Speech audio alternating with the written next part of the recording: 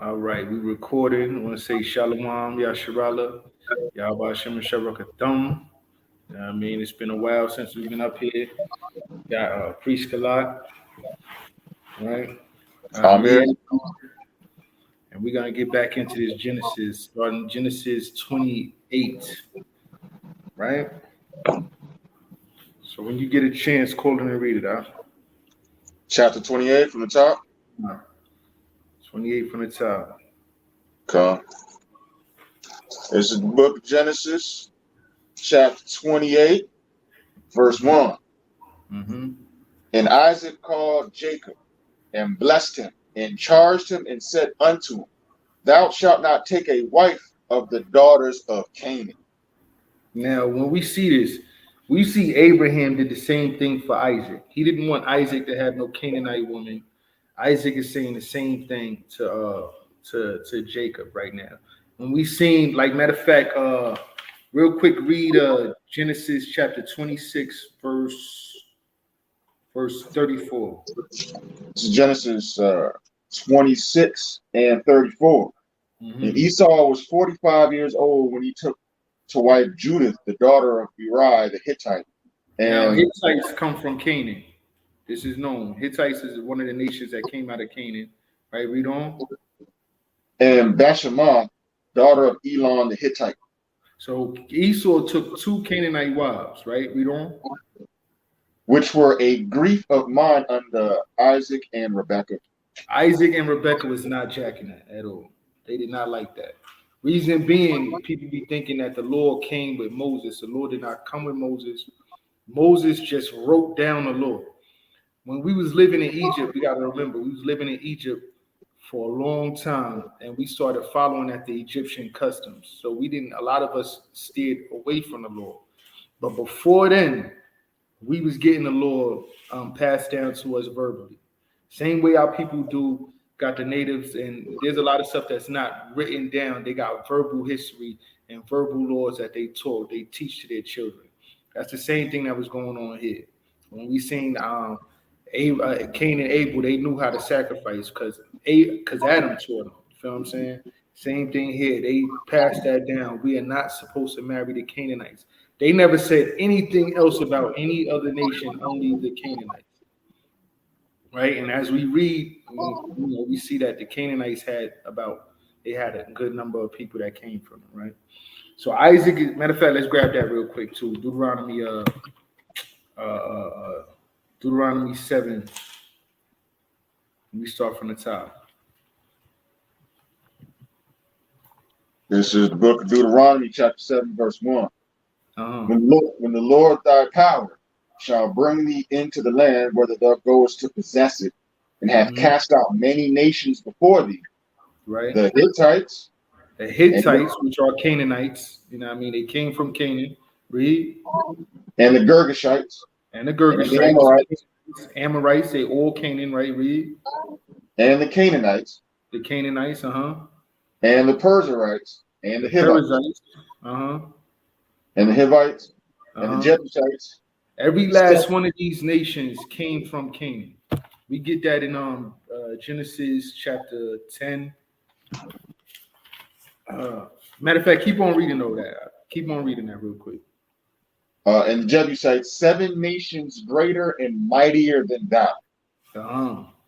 And when the Most High thy power shall deliver them before thee, thou shalt smite them and utterly destroy them. He said we're supposed to smite them. That was a law with Canaan. We were supposed to kill them, write them out. That was what we supposed to do, right? Read. Thou shalt make no covenant with them, no type of agreement. Nor show mercy unto them. I was finished. Nor show mercy unto them. By law, we wasn't supposed to show them no type of mercy. These people is just that wicked. But the Most High wanted us to smite them, kill them off, show them no type of mercy, no covenant, right? Read on. Neither shalt you make marriages with them. Reason why Isaac and Rebekah was pissed off at Esau for marrying two of them, right? Make no marriages with them, right? Read. Thy daughter thou shalt not give unto his son, nor his daughter shalt thou take unto thy son. Right? Read on. He gonna tell you exactly why. For they will turn away thy son from following you. That's why. These people are so wicked and so cunning that they will talk us into going into idolatry, going into other stuff, and not following the Most High. Right? Read on. That they may serve other gods. So will the anger of the Most High be kindled against you and destroy thee suddenly. Yeah, and so the Most High is like, yo, if you do that, you gonna get with them. They're gonna turn you against me, and I'm gonna have to destroy you. Right? Read on. Verse 5. But thus shall ye deal with them. Ye shall destroy their altars and break down their images.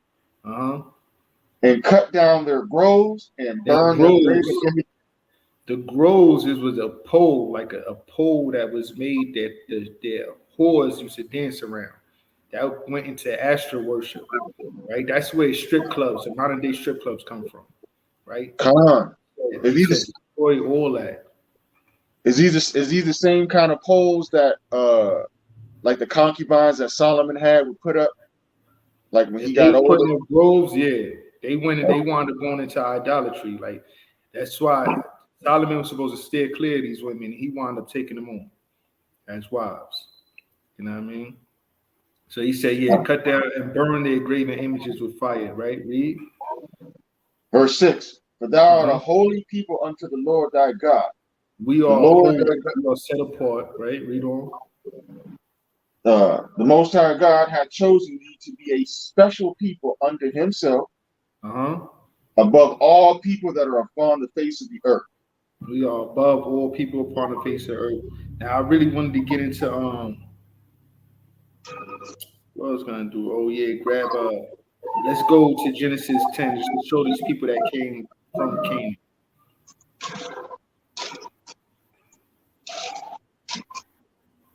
Genesis 10 verses 15. It's in the book of Genesis chapter 10 verse 15. And Canaan begot Sidon, his firstborn, and Heth. And Heth. And the Jebusite. Heth was a father of the Hittites. Oh, okay. Right? That's where the Hittites came from, right? But read on. And the Jebusite, and the Amorite, and the Girgashite. These are all these people that we was just reading, right? Read on. And the Hivite, and the Archite, and the Sinite. And the Arvadite, and the Semirite, and the Hamathite. And afterward were the families of the Canaanites spread abroad. Right. Right. Now, one of them, what was that? Well, yeah, basically those are the houses of Canaan right there. So all those that was read in Deuteronomy 7 was the ones that was in the land. He told us to stay far away from, right? So we get back to where we was at, Genesis 28, and read that. 28, and we were at we read that from the top, 28 and 1. It's a book of Genesis 28 and verse 1. And Isaac called Jacob and blessed him and charged him and said unto him, Thou shalt not take a wife of the daughters of Canaan. Right. Arise, go to Padan Aram, to the house of Bethuel, thy mother's father, and take thee a wife from thence of the daughters of Laban, thy mother's brother. So yeah, he's giving a specific charge. You'll go over here and take your wife from over here. Right? That's Rebecca's brother. Laban is Rebecca's brother. Rebecca's brother. Right? But read on. And the Most High Power bless thee, and make thee fruitful, and multiply thee, that thou mayest be a multitude of people. And give thee the blessing of Abraham to thee and to thy seed with thee, that thou mayest inherit the land wherein thou art a stranger. Right. So Rebecca and Isaac both knew and understood that Jacob was the chosen one out of the Most High, out of their children. You know what I mean? That's the one that was going to get, because they both, Jacob and Esau cannot both get that, and they're going to become two separate nations, which we read in 25. There's no way that they both going to get the same blessing. Jacob is the one that's going to receive the blessing of Abraham, right? But read on. Verse 5. And Isaac went up Salakia. And Isaac sent away Jacob, and he went to Padan Aram unto Laban, son of Bethuel the Syrian, the brother of Rebekah, Jacob and Esau's mother. Right. Verse 6. When Esau saw that Isaac had blessed Jacob and sent him away to Padan Aram to take him away from thence, and that as he blessed him, he gave him a charge, saying, Thou shalt not take a wife of the daughters of Canaan, and that Jacob obeyed his father and his mother, and was gone to Padan Aram. And Esau, seeing that the daughters of Canaan pleased not Isaac his father, then went Esau unto Ishmael, and took unto the wives which he had Mahalath, the daughter of Ishmael, Abraham's son, the sister of Nabijah, to be his wife. Yeah, so he's seeing Esau is jealous. He been jealous of Jacob. You know what I mean? He's seeing this. He like, oh, Jacob actually listened. Esau didn't want to listen. Jacob actually listened. You know what I mean? So he like, all right, boom. I know they don't like my wives. I'm gonna go take a wife from Ishmael, which is a Shemite. So he knew that wasn't gonna be a problem at all. That's Isaac's big brother. You know what I mean? He knew that wasn't gonna be a problem at all. But he did that because of the jealousy. Right? No. Verse 10. And Jacob went out from Beersheba and went toward Haran. Verse 11. And he lighted upon a certain place and tarried there all night, because the sun was set. And he took of the stones of that place and put them for his pillows, and lay down in a place to sleep. Right. Verse 12. And he dreamed and beheld a ladder set up on the earth, and the top of it reached to heaven. And behold, the angels of the Most High ascending and descending on it. Right. And behold, this in the dream. He's actually in the land of Israel, the land of the Most High, the land of Jerusalem, I should say. That's where he's at right now. He's seeing that there's pretty much, say, like a portal, basically, where the angels is coming in and out of earth, in and out of heaven, basically, to the land, right? But read on. And Salakia, verse 13. And behold, the other one stood above it and said, I am the Most High power of Abraham thy father, and the Most High power of Isaac. The land wherein thou liest, to thee will I give it into thy seed. Right. Verse 14. And thy seed shall be as the dust of the earth, and thou shalt spread abroad to the west and to the dust east. Of the earth, meaning we're not going to be able to be numbered. There's going to be so many of us. And Israel, when you really look at Israel, all the people that are Israel, there's no other people that outnumber us. We are the majority of this earth. Right? But read on. To the west and to the east and to the north and to the south. And in thee and in thy seed shall all the families of the earth be blessed. Right. Verse 15. We went through that before. They're going to be blessed because we're going to teach them that law. You know what I mean? That's where, once they start following after us and put us in with the position that we're supposed to be in, they will be blessed from that. As of right now, they got to still go through their punishment first. Right? But read on. Verse 15. And behold, I am with thee, and will keep thee in all places, whither thou goest, and will bring thee again into this land, for I will not leave thee until I have done that which I have spoken to thee of. Right. Verse 16. And Jacob awaked out of his sleep, and he said, Surely the Lord, the Most High power, is in this place, and I knew it not. Right. Verse 17. And he was afraid, and said, How dreadful is this place! This is none other but the house of the Most High, and is the gate of heaven. And that's where, that place is where the temple was built. Right there. That's the temple site. You know what I mean? Because they knew that was a spot where he marked the place. Jacob marked the place with a stone, as we're going to read on. You know what I mean? And that's where Solomon built the temple, because that's where the Most High came and said, yo, this is where y'all going to be. This is going to be my house, basically. Right? But read on. Verse 18. And Jacob rose up early in the morning and took the stone that he had put for his pillows and set it up for a pillar and poured oil on top of it. And he called the name of the place Bethel. Mm-hmm. But the name of that city was called Luz at first. Bethel or Bath Allah means house of God. That's what it means. Right? Okay. Read on. Verse 40. And Jacob vowed a vow, saying, if the Most High will be with me and will keep me in this way that I go, and will give me bread to eat and raiment to put on, so that I come again to my father's house in peace, then shall the Most High be my power. Right. Verse 22. And this stone which I have set for a pillar shall be the Most High's house, and for all that shall give me, Salakia, and of all that thou shalt give me, I will surely give the tenth unto thee. And that's part of that. That's where the tithes come from also. Remember, it started with Abraham.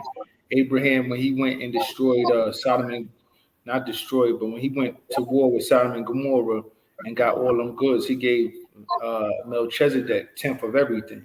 That's the first time we see the tithe. And then right here, Jacob is making a vow. And you know, all of Israel is coming from Jacob. He's making that vow that of everything that you give me, I'm gonna give a 10th back to you. You know what I mean? So that's where the tithes coming at. All right, but read on. Chapter 29, verse 1.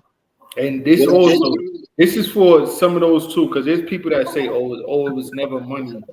It was never money, it's always food. I know you probably heard that before. He's saying, we see Abraham, it was 10th of everything. He took jewels, he took gold, he gave a 10th of everything. And you see here with Jacob, he said, not just food, he said, because he was asking, if you give me raiment, I'll start back up at 20. And Jacob vowed a vow, saying, if the Most High will be with me and will keep me this way that I go, and I will give my bread to eat and raiment, and give me bread to eat and raiment to put on, so that I come again to my father's house in peace. So he said, bread, raiment, you got to pay for all that stuff too. So I came back to my father's house in peace. Then shall the Most High be my God. And this stone which I have set for a pillar shall be God's house. And of all that thou shalt give me, everything the Most High give him, I will surely give the 10th unto thee. Right? But we can read on. That's just chapter 29.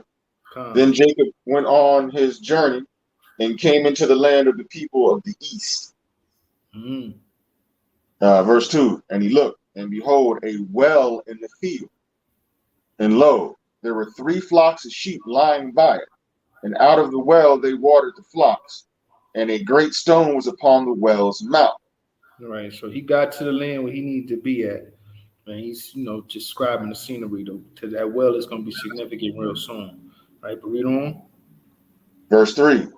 And thither were all the flocks gathered, and they rolled the stone from the well's mouth and watered the sheep, and put the stone again upon the well's mouth in its place. Verse 4. And Jacob said unto them, my brethren, whence be ye? And they said, of Haran are we. Verse 5. And he said unto them, know ye Laban, the son of Nahor? And they said, we know him. Verse 6. And he said unto them, is he well? And they said, he is well. And behold, Rachel his daughter cometh with the sheep. And lo, it is yet high day, neither is it time that the cattle should be gathered together. Water ye the sheep, and go and feed them. Right. Verse 8. And they said, we cannot. That's like around noontime. Right, but go ahead. And verse 8. And they said, we cannot until all the flocks be gathered together, until they roll the stone from the well's mouth. Then we watered sheep. Verse 9. And while he yet spake with them, Rachel came with her father's sheep. She kept them. And it came to pass, when Jacob saw Rachel, the daughter of Laban, his mother's brother, and the sheep of Laban, his mother's brother, that Jacob went near and rolled the stone from the well's mouth and watered the flock of Laban, his mother's brother. Verse 11. And Jacob kissed Rachel and lifted up his voice and wept. And Jacob told Rachel that. Now we see, yeah, you good. Yeah, once he see Rachel and all that, he's trying to butter her up and all that, right? But he see her, kiss her on the cheek and all that. And he said, "You go ahead, read on." Verse 12. Jacob told Rachel that he was her father's brother, and that he was Rebekah's son. Yeah, you notice how he introduced himself. He introduced himself as his father's brother, her father's brother, but they're not physically brothers. You know what I'm saying? That's his uncle, but he's showing that like, yo, we are kinsmen, basically. That's what some people get confused at. They see people say, "Oh, brother," and they think that they related and all that. It's of the same nation, of the same kinspeople, basically. That's what it's going into. And your first cousin's fair game, right? As we read in an earlier class or earlier lesson. Say that again. Like it's okay for you to marry your first cousin. Your cousin, that's lawful. You read Leviticus 18. We're not going to go there now, but if you read Leviticus 18, that tells you who you cannot marry, what's considered incest. Cousins is not on there. And we see cousins that all through the scriptures, cousins is getting married. Okay. Right. Verse 13. Rebecca is Isaac's cousin. You know what I'm saying? Rebecca was Isaac's cousin. And then now you got Rachel and Leah, which is going to be Jacob's cousin. Okay. Man. Verse 13.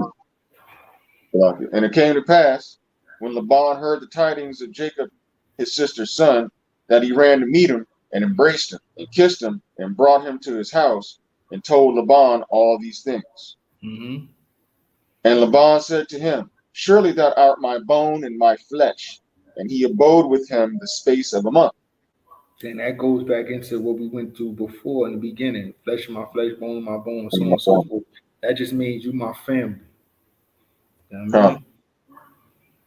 To read on. Verse 15.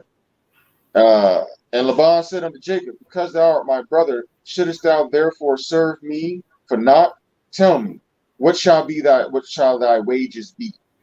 And that's part of the law also. When you get into the law, it tells you like if somebody comes, an Israelite comes from another place, let them stay with you, give them something to work, so they can get some food and all that stuff, help them out. So he's coming out there to visit them. So he's like, "Yo, you're gonna come, you're gonna work for me, you're gonna be good. What's your wages gonna be?" Right? And Laban had 2 daughters. The name of the elder was Leah, and the name of the younger was Rachel. Mm-hmm. Leah was tender-eyed, but Rachel was beautiful and well-favored. Pause. Yeah, what does that mean? Like, because because later on in that verse it says Rachel was beautiful. So like tender-eyed, like is that to say like she was a sweetheart? She was nice. She was a sweetheart. Like she was a sweetheart. Basically, you could see a girl and like feel her because she's a sweetheart. That's what it's going into. The eyes right there when you look into it. Matter of fact, let's pull that up. Because I didn't know how to interpret that when I read it. I'm thinking tender-eyed, like you look at her, you'd be like, "Ooh, yeah, you're sweet and all," like, but you know what I mean? Yeah, we're gonna pull that up in the blue letter real quick. All right, let's see.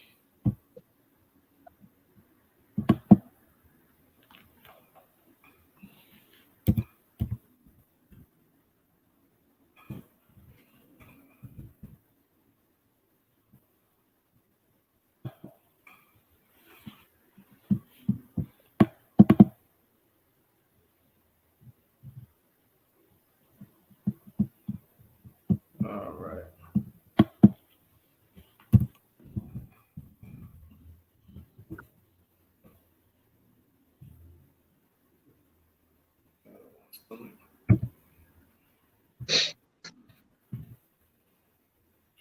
What was that? Verse 17.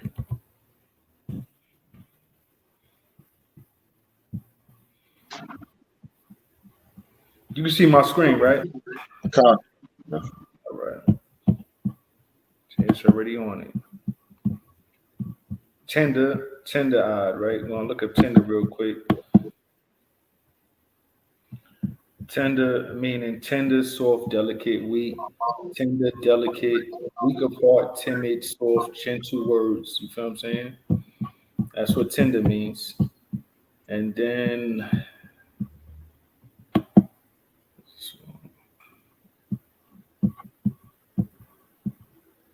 what do I want to press?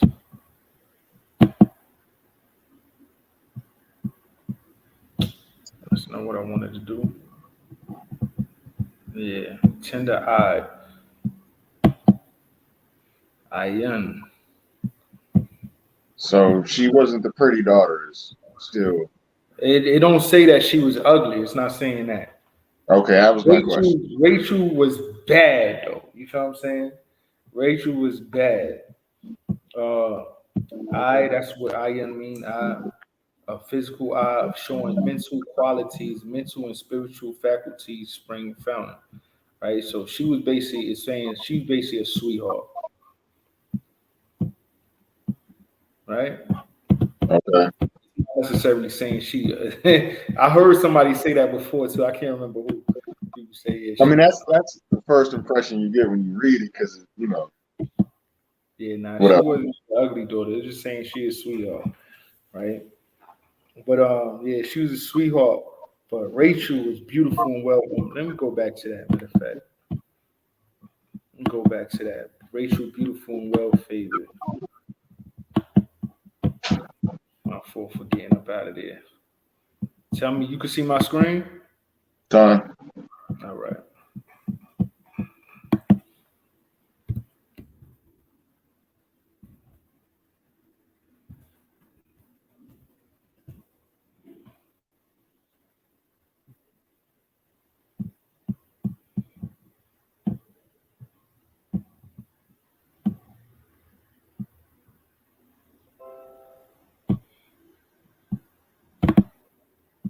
Rachel was beautiful and well favored. Get into beautiful Yapa, which is beautiful.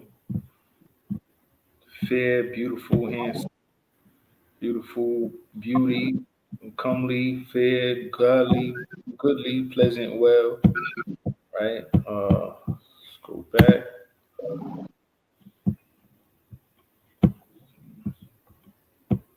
So is it fair to say that Rachel's known more for her looks while Leah's known more for her personality? Is that what we're getting on? It's fair to say that. It's definitely fair to say that. Shape, form, outline, figure, appearance. Her body was crazy. Rachel's body was crazy. She had the cake. Right. So Leah wasn't that. We could say that. We can't say that she's ugly. I would say Leah. She wasn't Rachel. See Leah being one of those, them pretty sweethearts that in the hood, and then you got Rachel, the one that just, you know what I mean, everybody's eyes go to because she got that shape. You know what I mean? Beautiful, and she's beautiful, and got the cake. Let me go. That's fair. I'm actually pressing the wrong thing. My fault.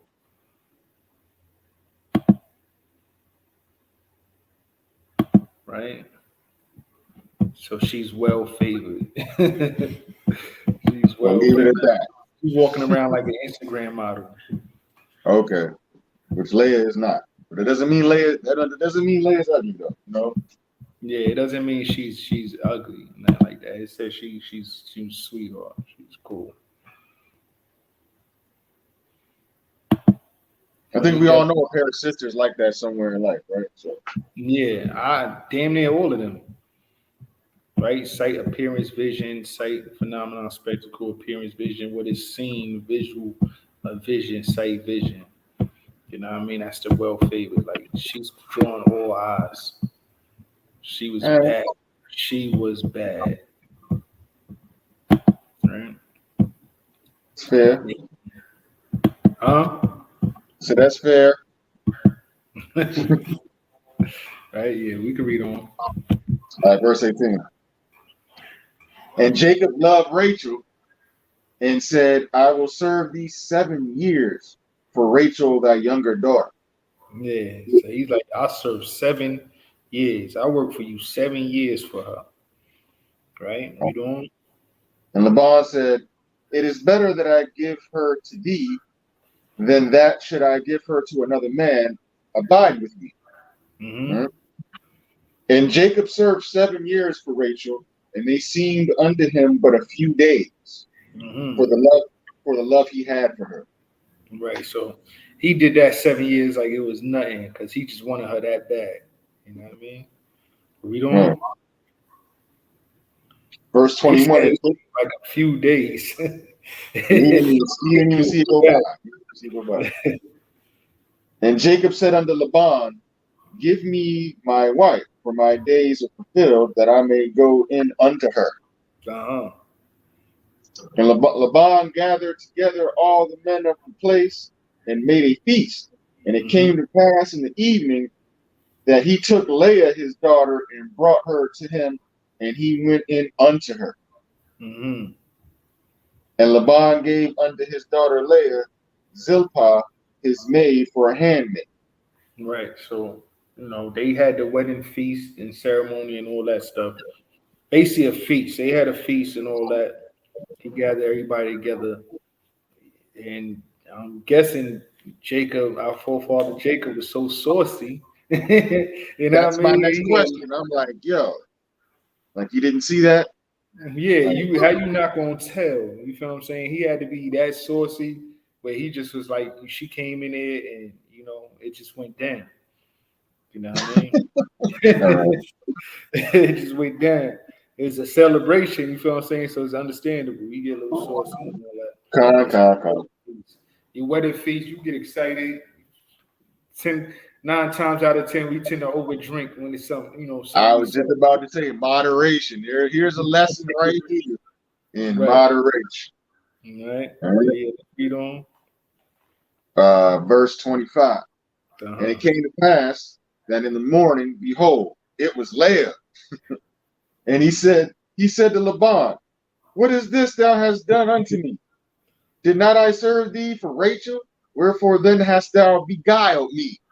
Yeah, he's like, you tricked me. But at the same time, I be wondering, like, yo, you telling me you really didn't know that was Leah in there?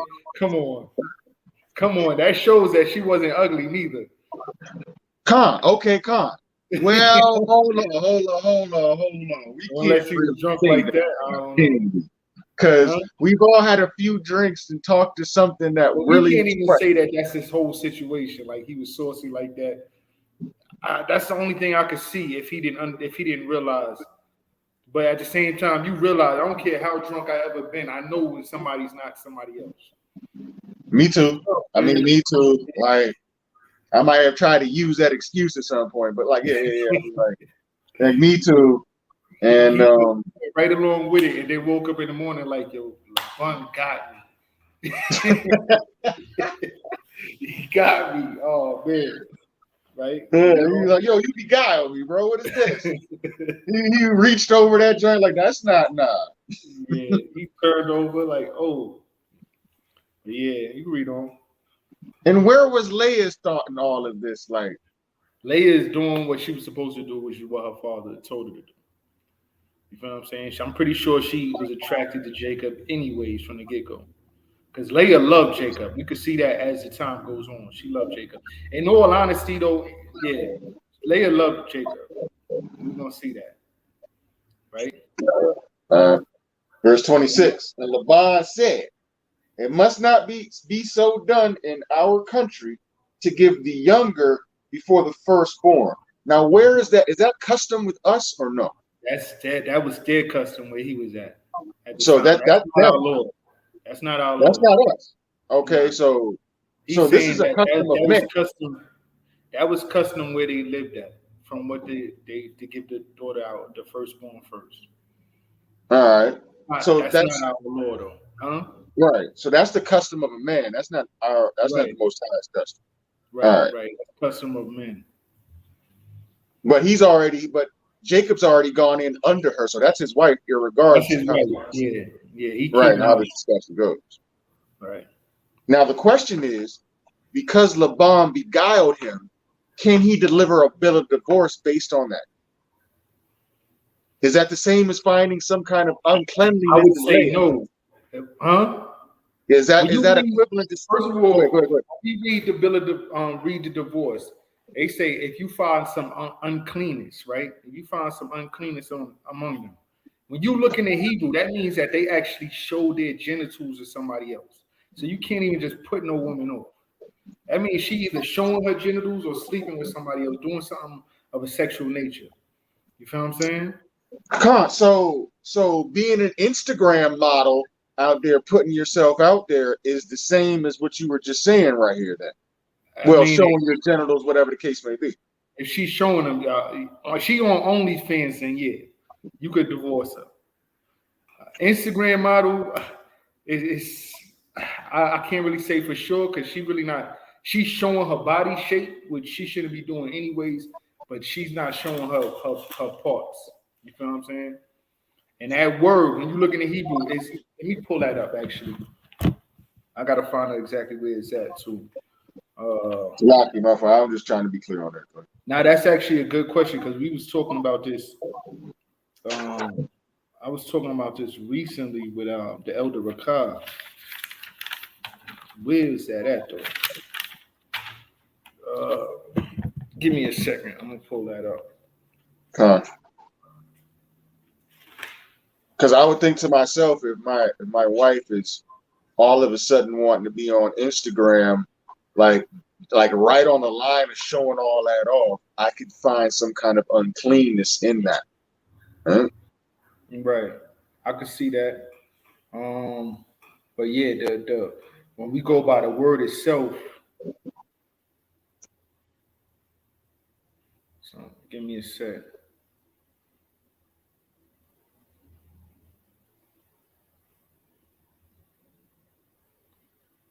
Okay, Deuteronomy 24.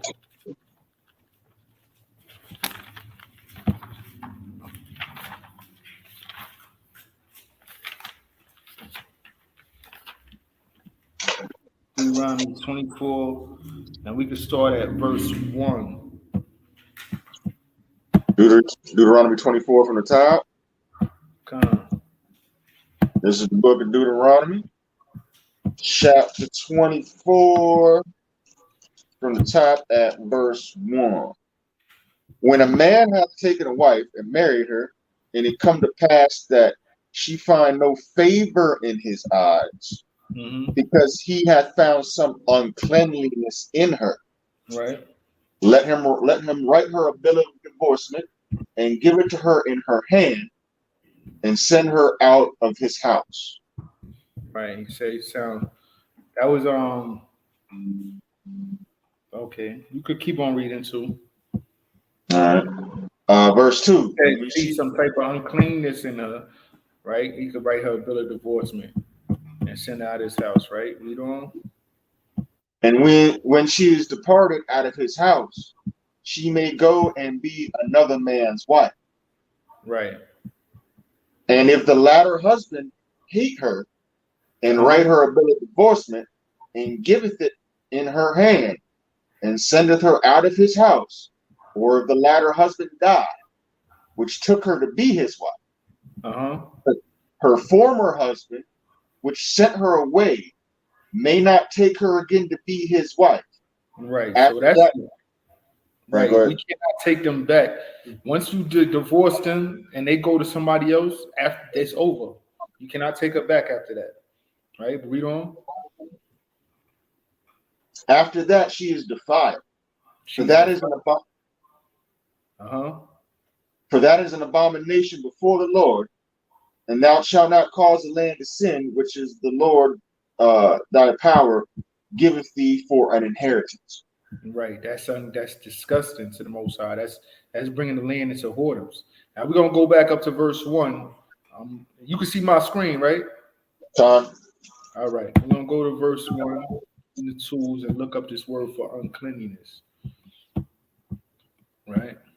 Because there'll be a couple of questions in that one, right? Like I think I asked that one to you, like personally aside, when I was, like when you are delivering that bill of divorce in her hand, in 2022, is a text message like the equivalent of that? For I sent it to her, and the phone's in her hand. I don't, like I know these are small questions, but these are things that are tripping brothers up right now. It could be. I could see it, and it probably could be. It's better to give.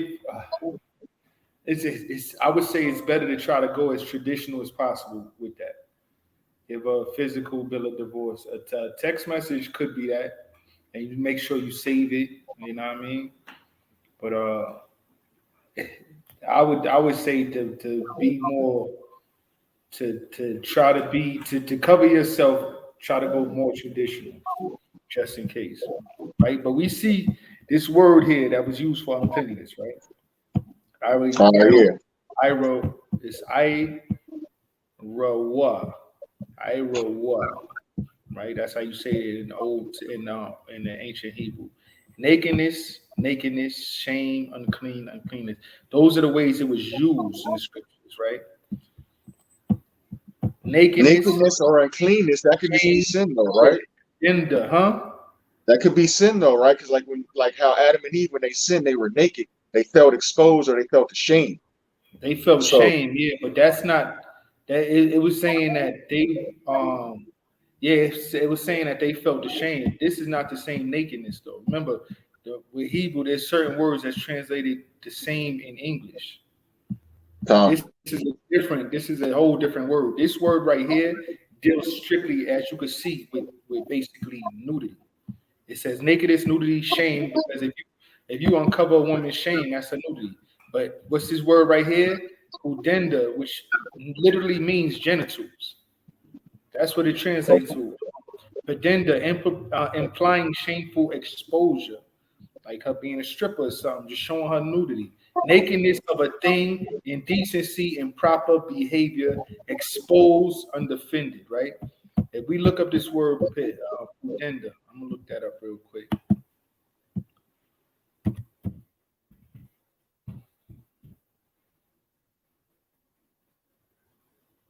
I don't know why this other stuff is popping up. Let's get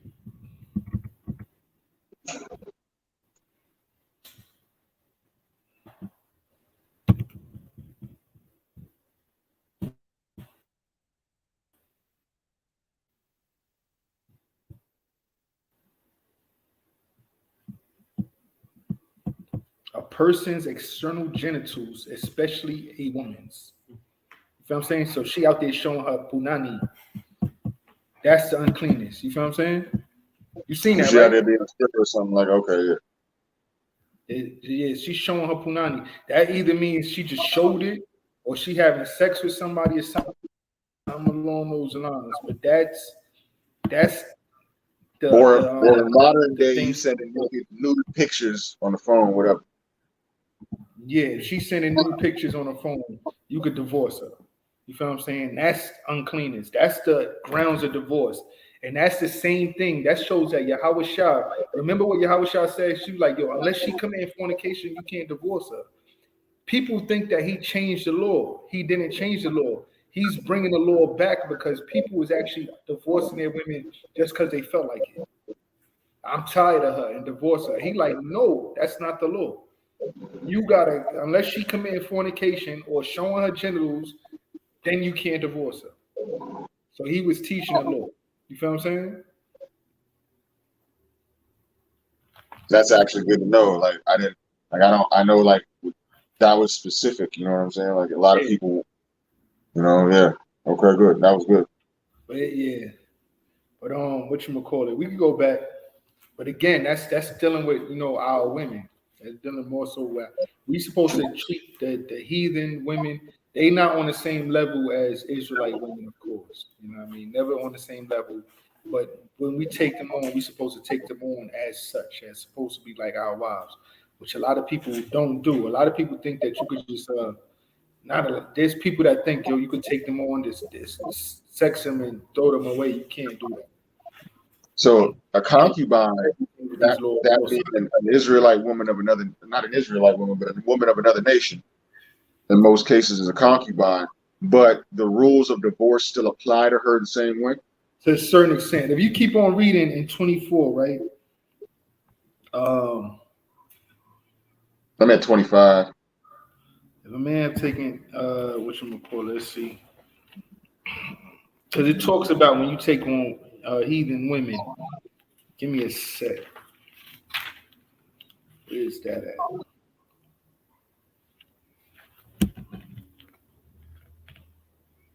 Okay, when a man have taken a new wife, he shall not. Oh no, that's not it. Give me a sec. Warfare. Is that it?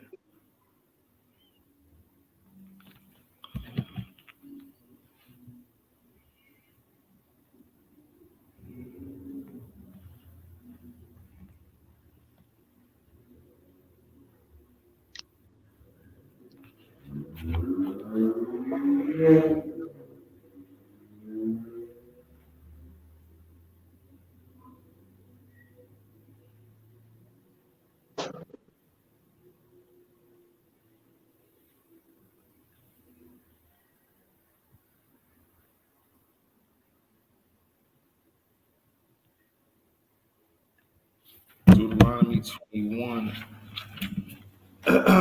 Is this it? Okay, here we go. Deuteronomy 21 and verse 10. Start there. 21 and 10. Uh-huh. The book of Deuteronomy, chapter 21, verse 10. When thou goest forth to war against thine enemies, and the Lord God hath delivered them into thine hands, and thou hast taken them captive, and seest among the captives a beautiful woman, and hast a desire unto her, and thou wouldest have her to thy wife. Right, so it's letting it be known. These is heathen women they talking about. It's not Israel. You feel what I'm saying? He said our enemies, take them captive, right? So this is, you're going to take her to a wife. A concubine is a wife. We gotta remember these things, right? But read on. Then thou shalt bring her home to thine house, and she shall shave her head and par her nails. Right. And she shall put the raiment of her captivity from off her, and shall remain in thy house, and bewail her father and her mother a full month. Right. So you give her a full month to mourn over what happened. And after that, thou shalt go in unto her and be her husband. Again, showing that sex is marriage. Again, showing that sex is marriage. Once you go in unto her, once you have sex with her, you're her husband, right? And what? And it shall be, if thou have no delight in her, then thou shalt let her go whither she will, but thou shalt not sell her at all for money. Right. Thou shalt not take, Salaki, thou shalt not make merchandise of her, because thou hast humbled her. You humbled her. You had sex with her. You feel what I'm saying? So you're able to let her go. It's not necessarily because of uncleanness you're able to let her go. But the whole thing is the intent. You taking her on to be a wife. Now, she probably was just wicked or something like that along those lines. Very wicked, and you just can't deal with it. You know what I mean? You able to let her go. You know what I mean? You can't. He's saying you can't sell her. You humbled her. You know what I mean? You can't just trade her off or nothing like that. But you could let her go, not just because of the uncleanness or the nakedness. Feel what I'm saying? If that makes sense. But it would be more stringent to let an Israelite wife go. Like it must be more. Israelite is an Israelite woman is you can't let her go unless she's doing something along the lines of fornication. That's it. Some type of fornication. If it's not that and you let her go, that's wicked. Okay, I understand. All right.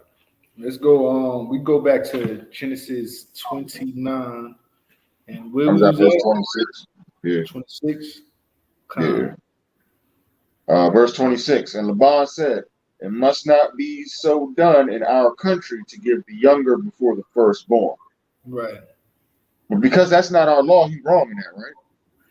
Say that again. Because that's not our law, and because he made an agreement, a covenant with Jacob, that's not. I mean, he was wicked. Yeah, he was wicked, right? Yeah, he made an agreement and he went back on his agreement. Okay, that's right. Wicked. Okay. Verse 27.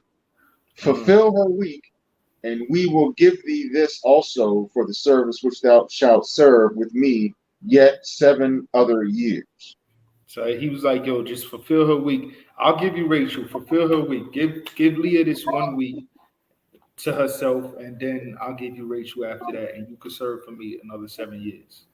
So now he's getting 2 daughters, so 14 years, 7 for each daughter.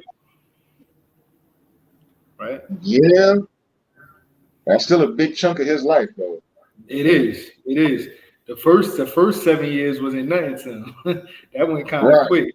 But now he's gonna do this next 7 years. These next 7 years, he's doing it with 2 wives. Leah must not have felt good about. All right, well that's not part of the story. I mean, when you read on, you see Leah and Rachel having issues. The whole thing, they was competing with them. The whole thing was though, Leah going into that had to understand he chose Rachel. He wanted to be with Rachel. That was the whole point of him staying there in the first place. You know what I mean? For Rachel. So Leah already had that in mind. Rachel was the one chosen. You know what I mean? But you know, there was competition between them two. And it was because they're sisters. And that's why we shouldn't be marrying sisters. You know what I mean? It's because they sisters, because they didn't have no problem with other women, as we're gonna see. It's just the sisters was competing. Right? But we read on. Verse 28. And Jacob did so and fulfilled her week and gave him Rachel his daughter to wife also. All right, so he gets Rachel right off, but he must still stay there 7 years. He don't got to wait to the end of the 7 years to get Rachel. He gets Rachel after the week. Got Rachel after that week. All right, but he still has to stay there for the extra 7. Yeah, but that whole time that he's staying there, he got Rachel as his wife. Okay. All right. And when the Lord saw that Leah was hated, he opened her womb, but Rachel was barren. See, because Jacob, he was showing a lot more favor to Rachel. He was probably spending way more nights with Rachel. Like when you got multiple wives, you're supposed to treat them equally. They're supposed to both equally feel love. You know what I'm saying? He wasn't doing that. Obviously, he was showing Rachel way more time. You know what I mean? Showing her way more love than he was showing Leah. You know what I mean? That's why I closed Rachel's womb and opened up Leah's. All right. So, I mean, since we were on the subject for edification, if you got multiple wives and like he's spending more nights with one than the other, is that to say, I mean, just for the edification of the class, that is to say that if you have multiple wives, you cannot spend the night with all of them at the same time, or can you? And what do you mean? As far as sex with all of them at the same time? Right. That would be very unwise. Very unwise. All right. They all got to get their nights. They got to get their nights. They got to get their solo time. You know what I mean? Okay. If you doing it all together at the same time, first of all, they can't touch each other. They're not supposed to be touching each other. So what's the other one gonna be doing, right? Now that could breed jealousy. It could be doing stuff that could be done, but that could breed jealousy. You feel what I'm saying? More jealousy. You feel what I'm saying? That could breed feelings between them, sexual feelings to each other. You know what I mean? That you don't want. You feel what I'm saying? So they got to get their own special nights. All right. So it's not okay. You gotta have. You could have them all in the same house. I would say it's wiser sometimes if you could afford it. It's wiser for them to have their own apartments. You know what I mean? And you just go to. If you can't afford it, and it's actually beneficial for you to have them all in the same house, but they all gotta have their own rooms. You feel what I'm saying? Mm-hmm. All gotta have their own rooms, and you know, and they. I seen I'm sure brothers situations think about like that. that. I don't know if they think about the small details in the day to day. Like me myself, I never even considered that until we were sitting here talking. Like you got multiple wives. Like, oh, do I go into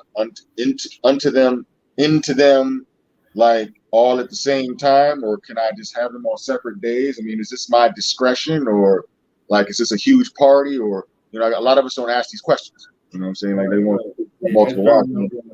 I seen a video. I remember seeing a video on Instagram one time, and this guy, he was filming his he had 2 wives, and for the whole time he was never doing no threesome or whatever with them, taking them both same time. But one of them, the real jealous one, was like, "Yo, let's do that. Let's all do it at the same time," and that made her even more jealous. She thought that was gonna bring them together.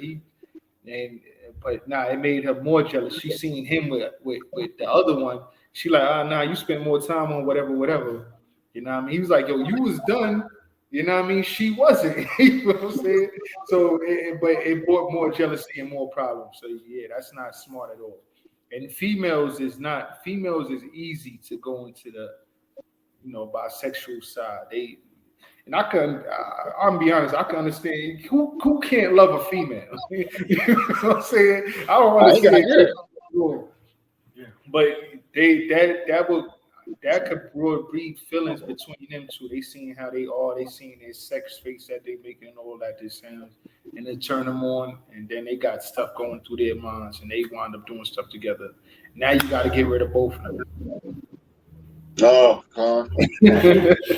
they got to be put to death according to the law. You know what I mean? So, all right, I get it. All good. Yeah. All right, continuing on with that. So for the sake of he got both wives. He lived with Laban, but he spent different nights with each one of them, just for the audience's sake. Right. And as we read on too, you'll see that. Okay, come. All right, so down here at verse 29, I think. Genesis 29 and 29. And Laban gave to Rachel his daughter Bilhah his handmaid to be her maid. Mm-hmm. Verse 30. And he went in also unto Rachel, and he loved also Rachel more than Leah, and served him yet 7 other years. Right. So he was showing that, and it was unfair to Leah. He was showing Rachel way more love than he was showing Leah. You know what I mean? We gotta make sure that they both feel. All your wives are supposed to be feeling equally loved. They got to be feeling equally loved. They shouldn't be feeling like you loving one more than the other.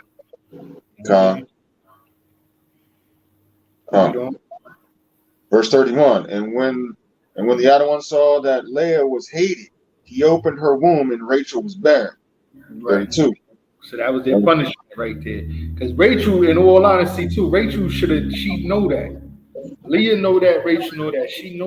Rachel knows that she's getting way more attention than Leah. She should have said something or did something. You know what I mean? Like, you gotta spend more time with her. She's feeling neglected. So they both feeling like Leah's a third wheel here. Right. I mean, and really, this is all Laban's fault. Yeah. But at the same, I can't even say it's all Laban's fault, because even still, Jacob slept with her. He didn't have to sleep with her. I don't care what anybody say. He slept with her though. You know what I'm saying? He slept with her. It's Laban and it's Laban and Jacob's fault. You feel what I'm saying? And even though he slept with her, he's still supposed to show her that love. You feel what I'm saying? If he loved Rachel more. He loved Rachel more than everybody. This is known throughout everybody, through his lifetime. He always loved Rachel more than any wife he had. But still, you're supposed to show them that same. You gotta show the other one love.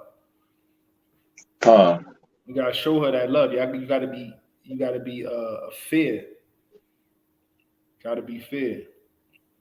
I know we all, like, even in the world, we got girls, because I know in the world I dealt with many women at a time. There were certain ones that, I want to spend more time with. It didn't mean I didn't love the other one. I love the other one. I had feelings for and all that. But there's certain ones that you want to spend all your time with. Like, you want to be around her more.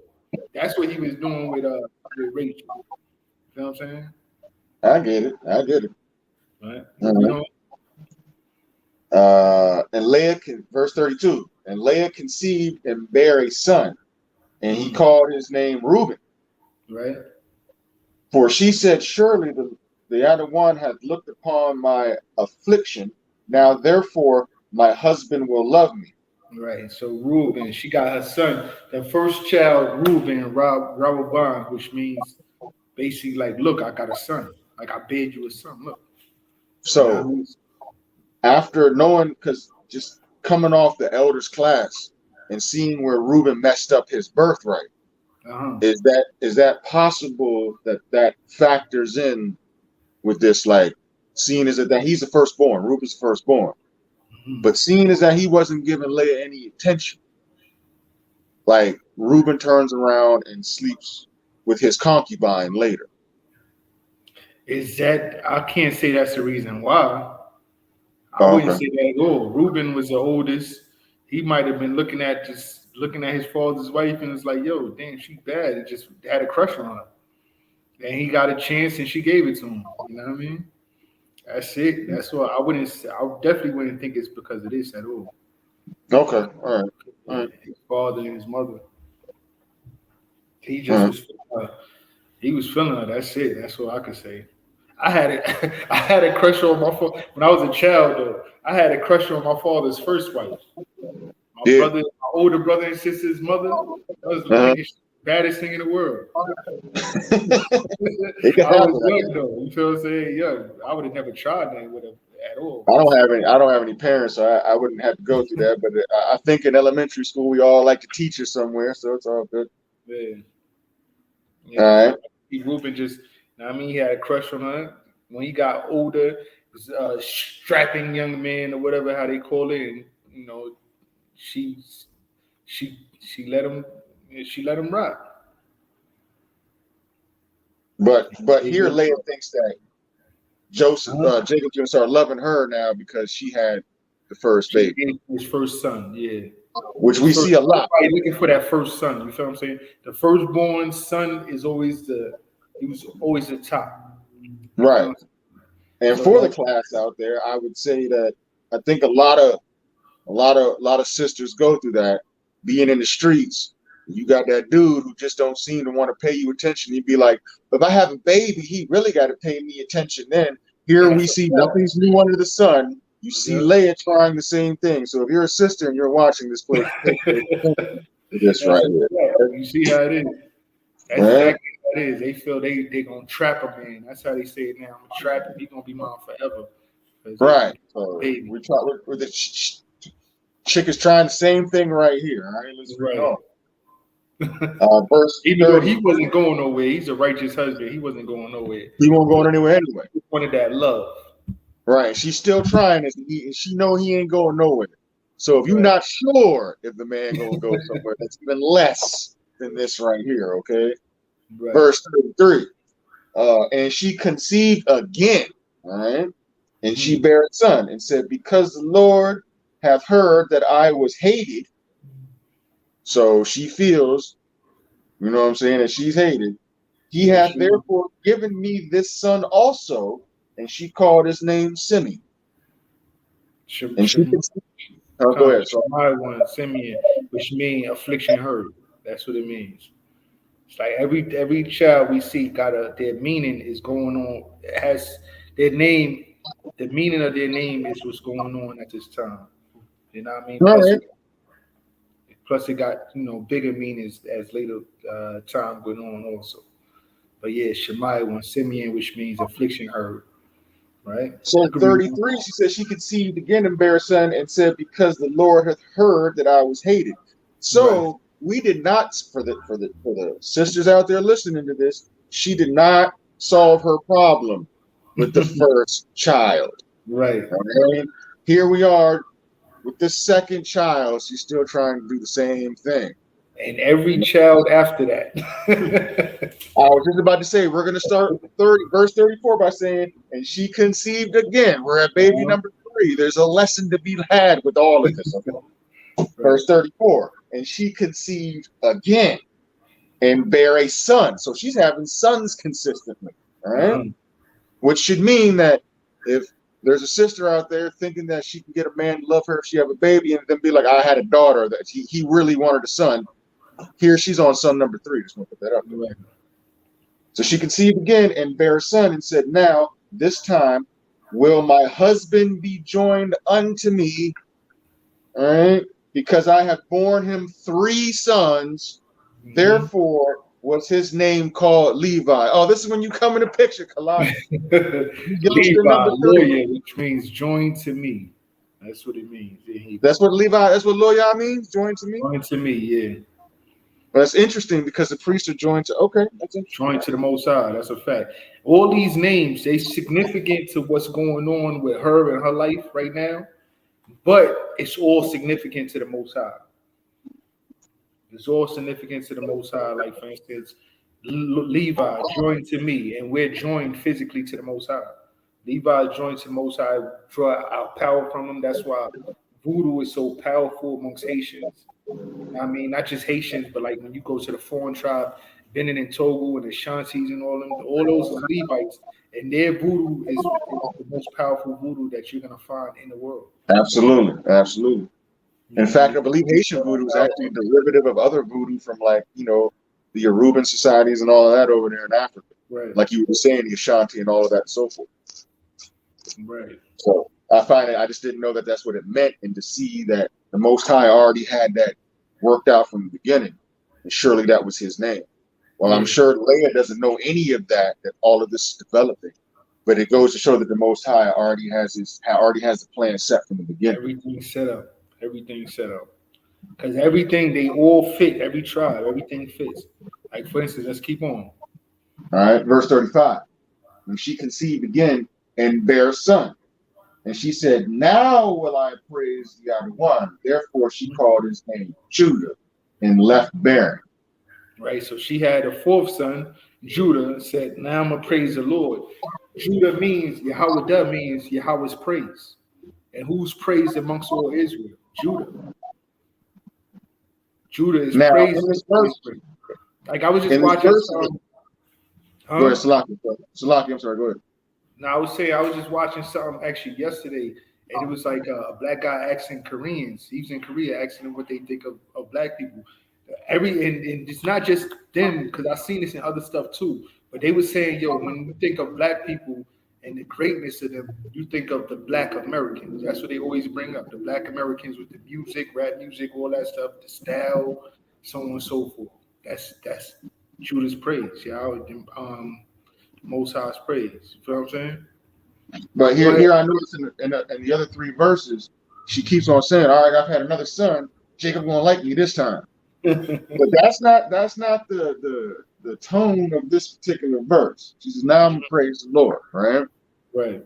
Now I don't know if from reading this, I'm thinking in this verse, she's not being like, now she's at a point where, like, okay, I'm on my 4th son.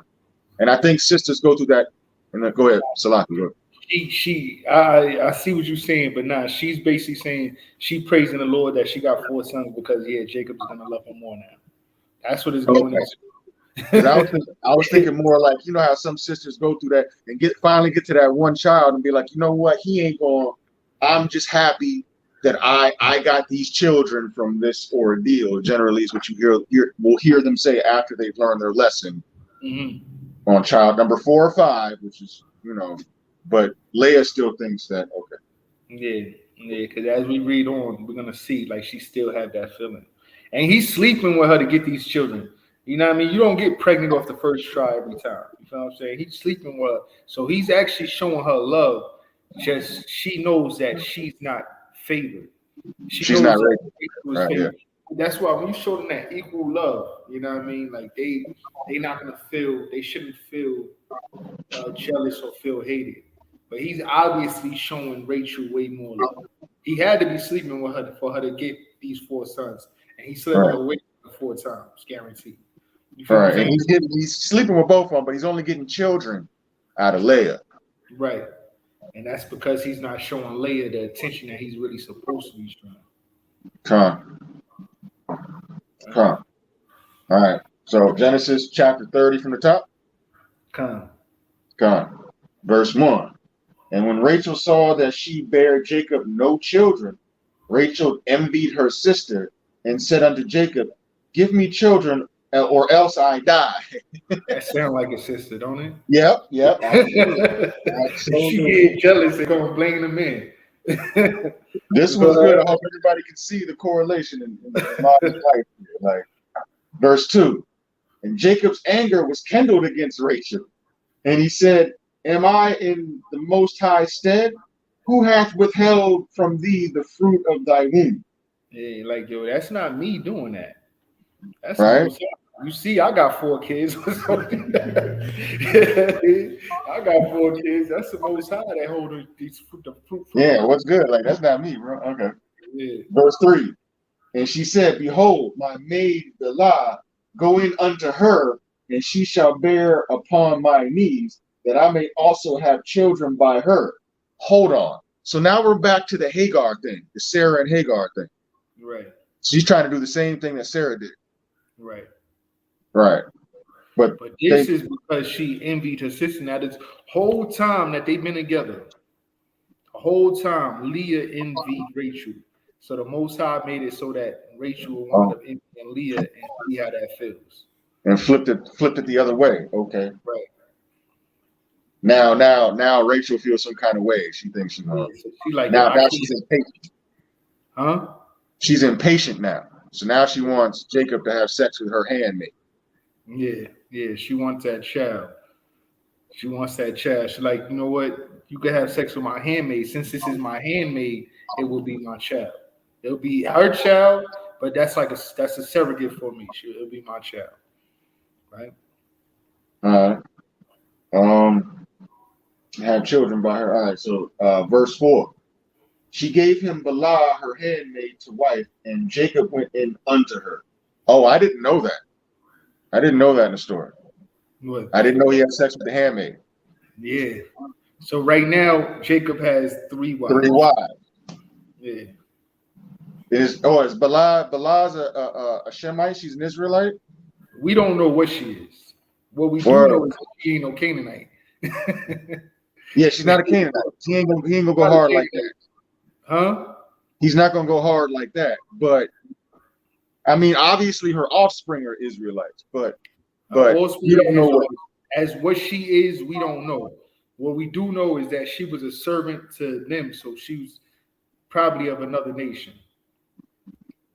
She was a servant to Laban and them. Laban he gave each one a servant, a handmaiden to follow them. That means he owned them to give her to follow them, so on and so forth. So, yeah. Okay. So she wasn't one of them. Okay. Verse 6. And Rachel said, God hath judged me, and hath also heard my voice, and hath given me a son. Therefore called she his name Dan. Oh, Dan. That one kid over here to the side that nobody can claim to be a part of. Look, I get it now. Like, Dan's been in a strange position this whole time. He didn't only have Dan, though. Let's keep reading. Okay. Have Dan. But Dan means, judge. So she like the Most High's judge between them, so on and so forth. And now she got a child. So Rachel was all right. It's not her physical child, but she was able to name him and treat him like her child. Right? Okay. And Bilhah, Rachel's maid, conceived again, and Jacob bare a second son. And Rachel said, with great wrestlings I have wrestled with my sister, and I have prevailed. And this is them battling. Huh? This is Rachel and Leah battling. They going at it so much that Rachel gave Jacob another wife. Yeah, that's why. This is the extent, though. Let everybody know this is the extent that a woman can go to should she not feel that everything's fair or in her favor or the kind of. I just asked the question earlier, can we have a threesome or a foursome with all of our wives? And this just answered my question. This is what's going to happen. And he's not even sleeping with all of them at the same time, and they're having this jealousy or this bickering issue. But here's the thing, though. This is what I'm trying to get at. the jealousy is not between other women. It's just because of the two sisters. Right. Right, Rachel and Leah. It's their jealousy between each other is so bad that Rachel gave Jacob a wife, and Leah, as we read, is going to do the same thing. She gave him his handmaid also. Jacob had 4 wives. Israel was born out of 4 different wombs. All of Israel was born out of 4 different wombs. They didn't have no problems with the other women. It was Rachel and Leah that was beefing the whole time. Except for my tribe. My tribe don't come from one of the 4. We come from an Egyptian chick, right? Right. We were like grandkids. Y'all forefather Joseph came out of Rachel. Right. Yeah, you hear that, Shapar? I know I'm a grandkid, okay? I get that already, all right? All right, so we're at, hold on, this is a good story. Hold on, verse, who do we just have Naphtali, right? We just read 8. Yeah, okay. Verse 9. Bilhah so far had 2 sons. The second son is Naphtali, which means my wrestlings or my struggles, basically, right? My struggles. Yeah. So she my wrestling, like she was wrestling and struggling with her sister over the love of this man. You know what I mean? They jealous of each other. Rachel jealous because her sister getting all the children, having children, and Leah jealous because her man loves her sister more. You know what I mean? It's a lot to work out. All right. Verse 9. When Leah saw that she had left bearing, she took Zilpah, her maid, and gave her Jacob to wife. Right. So there's like, okay, I had these 4 children. I can't have no more. Now Rachel she's giving children from Bilhah. All right, so I'm gonna do the same thing. Right? Read on. And Zilpah, Leah's maid, bare Jacob a son. And Leah said, a truth cometh. Ooh, we know who this is. A truth cometh. And she called his name Gad. Right. Gad or God mean truth. My stomach is doing okay. And later on, they're overtaken by a large troop. Say that again. And later on, Gad is overtaken by a large troop. Right. So all of this is the beginning. All right, cool. Verse 12. And Zilpah, Leah's maid, bare Jacob a second son. And Leah said, happy am I, for the daughters will call me blessed. And she called his name Asher. Right. Asher, which means happy. Oh, word. Okay. Mm-hmm. Verse 14. And Reuben went in the days of wheat harvest and found mandrakes in the field. Now, mandrakes is a herb. It was an herb that I think boosts fertility and is like get your aphrodisiac and all that stuff. Oh, so he already on. Okay. And Reuben went in the days of wheat harvest and found mandrakes in the field and brought them unto his mother Leah. Then Rachel said to Leah, give me, I pray thee, of thy son's mandrakes. Right. So Rachel see that Reuben brought Leah some mandrakes and she wanted some of that. I mean, to get right with her. Yeah, right. Right. All right, this story something else. All right. Verse 15, and she said unto her, is it a small matter that thou hast taken my husband? And wouldn't thou take him? Not saying she ain't saying nothing like that to Bilhah or Zilpah. No, she didn't say that to them, but she said it to Rachel. It's a small matter. You already took my husband. What else you want from me? Yeah.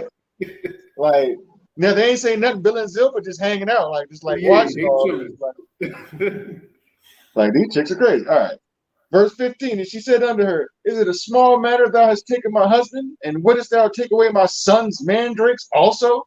Yeah, that's and Rachel said, therefore, he shall lie with thee tonight for thy son's mandrakes. Uh-huh. So hold on. Said, read that part again. Yeah, I got to go back with that. All right, hold on. Let me start at the top. And she said unto her, is it a small matter that thou hast taken my husband? And wouldest thou take away my son's mandrakes also?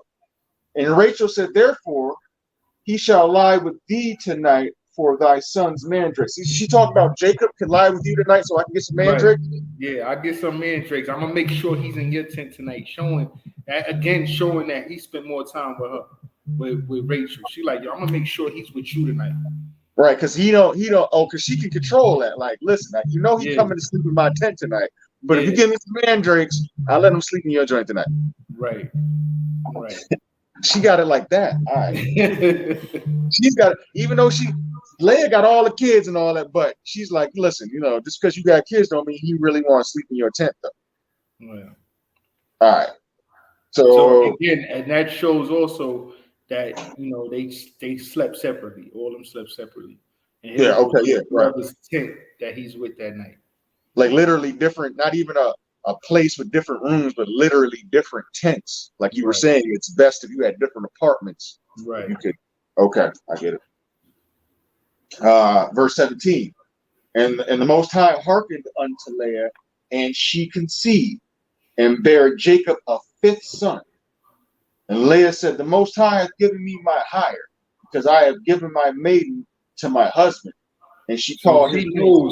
Peep this. That shows that jealousy was not for every woman, because she knows that she is being blessed with this child right now because she gave Zilpah to Jacob, because she gave him another wife.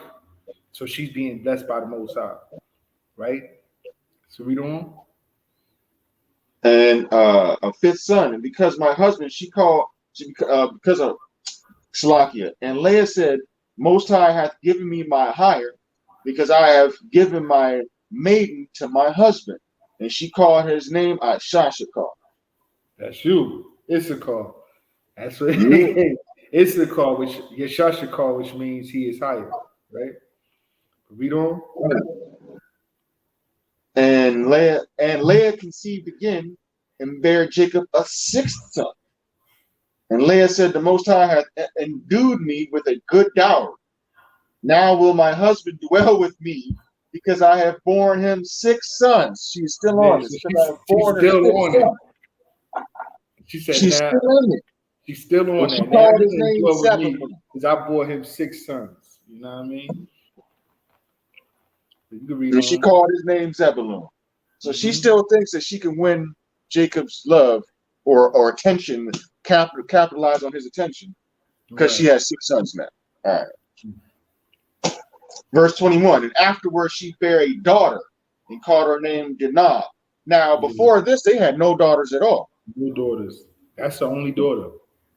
That's the only daughter, Dinah. And that's Leah's daughter. Yep. Okay. Verse 22, and the Most High remembered Rachel, and the Most High hearkened to her and opened her womb, and she conceived and bare a son, and said, the Most High hath taken away my reproach. And she called his name Joseph, and said, the Most High shall add it to me another son. Yep. She said, the Most High is going to add to me another son. Saying she knew that the Most High was going to do that. Yahweh means add on, right? And he added on 2 other tribes later on. Right, the two tribes, me and Manasseh. Right. Okay. This is how he got the double portion, because he's the firstborn of the second wife. Rachel's the second wife. Right. Even after all the kids, he is still the firstborn of the second wife, Joseph. Right. All of this starting to make sense to me. Okay, I get it. And she called his name Joseph and said, the Lord shall add to me another son. Verse 25. And it came to pass, when Rachel had borne Joseph, that Jacob said unto Laban, send me away, that I may go unto mine own place and mine own country. Slakia. So he was ready to go. He wasn't ready to go until Rachel had a kid. Nah, he did it 7 years. Oh, he did it 7. Okay. Yeah, he did it 7 years. So she actually didn't give birth until the time that he had supposed to have been allotted to that day. Wow. It's his time to go. That she won't go have nothing until that time. Wow. Most High had all that worked out. Okay. Verse 26. Give me my wives and my children for whom I have served thee, and let me go, for thou knowest my service which I have done thee. Verse 27. And Laban said unto him, I pray thee, if I have found favor with thine eyes, tarry, for I have learned by experience that the Most High hath blessed me for thy sake. Now it's been 14 years, so you know that he's haven't been home. 14 years. He ready to go home, see his family. You know what I mean? And Laban don't want him to go. He sees that the Most High is dealing with him. Right? We read on. Verse 28, he said, appoint me thy wages, and I will give it. So he's not like underhanded with the money he's supposed to give him. He's good with that. He was just underhanded with giving him Leah. Yeah, he was underhanded with that. He want him to serve. He want him to serve him. He seen that he's actually Laban, as we read on, you're gonna see like because Jacob was dead, like the Most High blessed that whole area. He wasn't getting blessings like that before Jacob got there. He knows that the Most High is dealing with him. That's why he don't want him to go. Same reason how, even though you know what I mean, that's his people, but same thing going on here. Like Esau don't want us to go. They could have been got us tickets going back to West Africa or whatever. Yeah, they don't want us to go because they know that they making money off of all of us. You know what I'm saying? And then there's that I don't remember what part of scripture there is when old boy cut up the concubine and sent them to all those different tribes to show what the Benjaminites were doing. Right.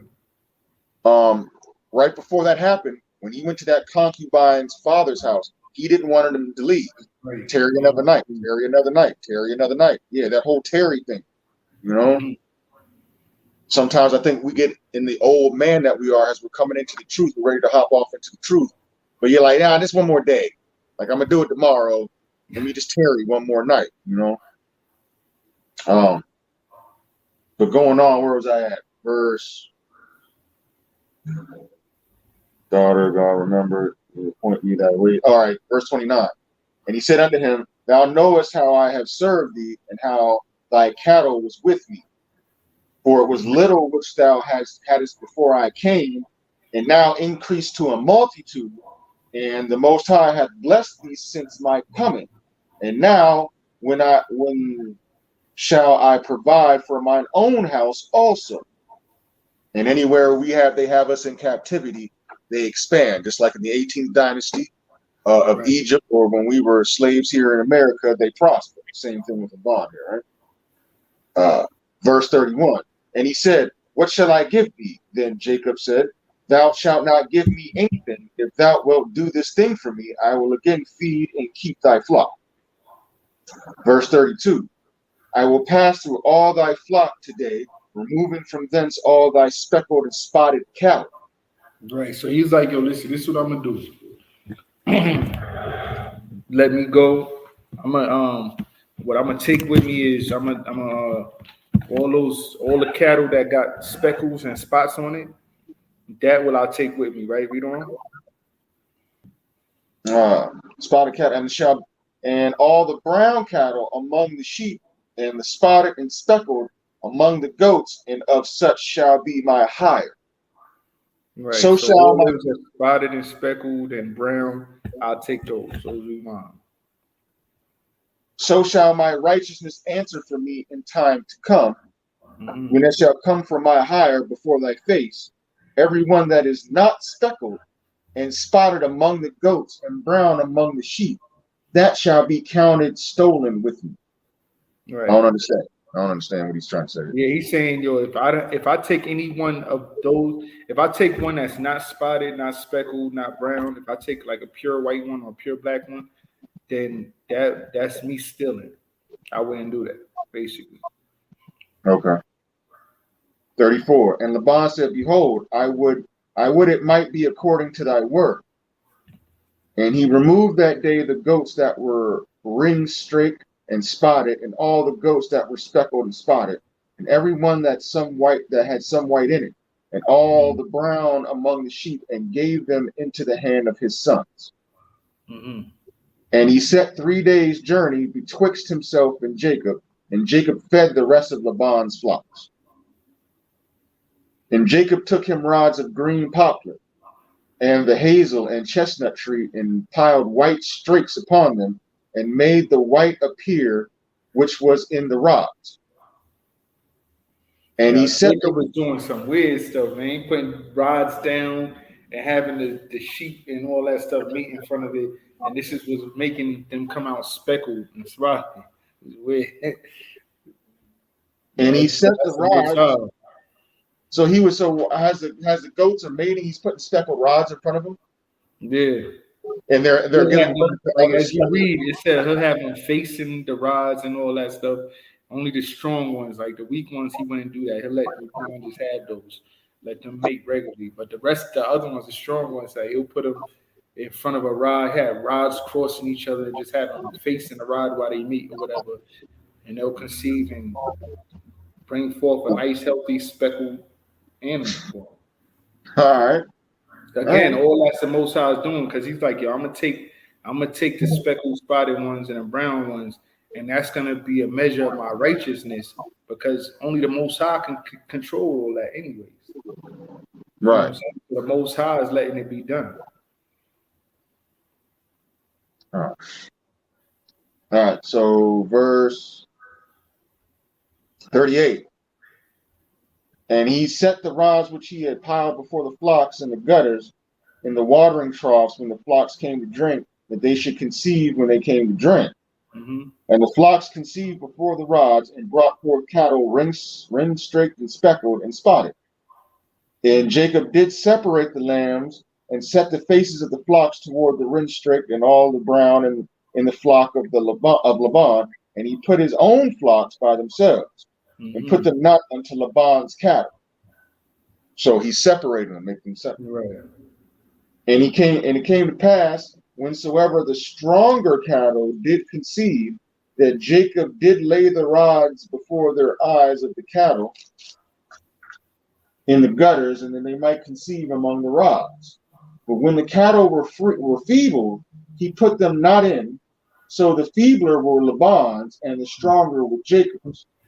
And the man increased exceedingly, and had much cattle, and maidservants, and men servants, and camels, and asses. So the Most High blessed him. Same way he did the same thing with Abraham. He blessed Abraham. Everywhere Abraham went, he came out with cattle and servants and so on and so forth.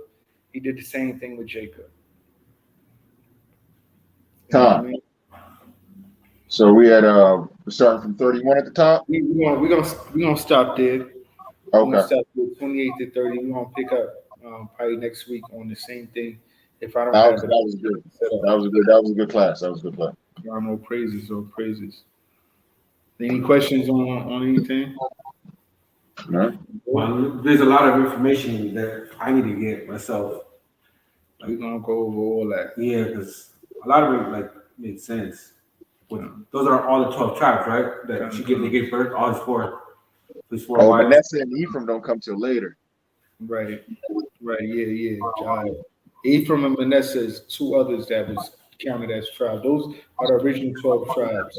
Ephraim and Manasseh comes later on down the line. Okay, so there's actually no, that was 11 tribes he read, because Benjamin is not even born yet. Oh, okay. Benjamin wasn't born until we got into the land of Israel. So we're gonna get into that. So that was the first 11.